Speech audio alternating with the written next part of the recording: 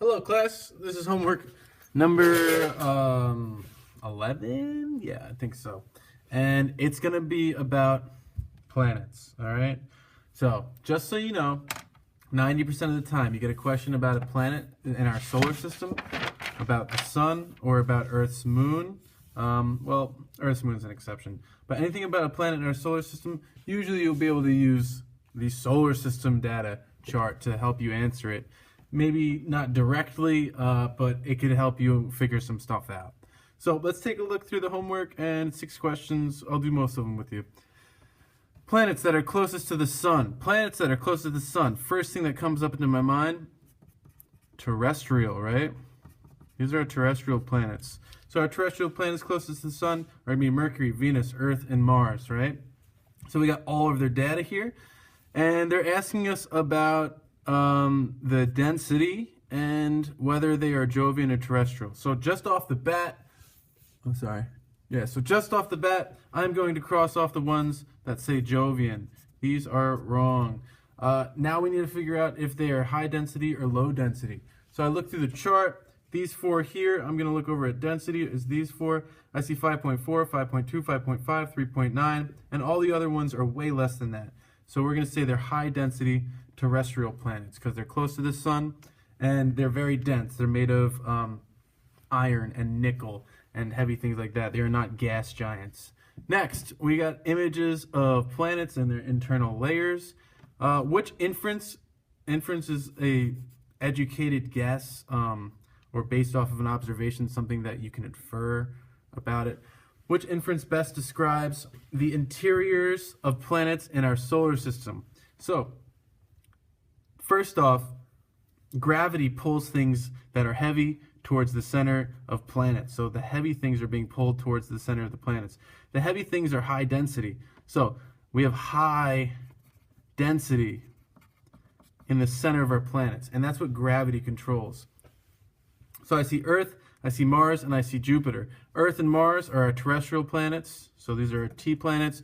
Jupiter is our Jovian planet, J for Jupiter, right?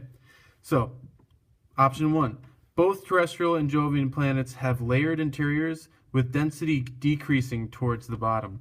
High density is in the middle, so it's going to be increasing towards the center, increasing towards the center. Both terrestrial and Jovian planets have layered interiors. These are layered, right? Right, we got 1 layer, 2 layer, 3 layer, 1 layer, 2 layer, 3 layer, 4 layer, and we got Earth's crust there. Anyway, with density increasing towards the center, we always have high density iron and nickels on the surface, and iron and nickel in the core, and on the surface we have silicates. So next, compared to Jovian planets in our solar system, the terrestrial planets have. So, a key thing is to circle what it's asking you about. Terrestrial planets have, and we're asking about mass and density. So, T planets, terrestrial, their mass and their densities.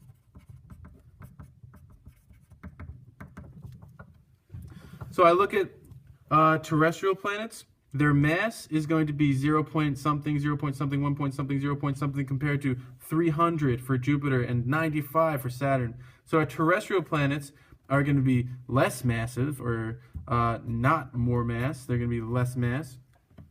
But on the other hand, just like we saw before with question 1, terrestrial planets have a high density. So they're going to be more dense.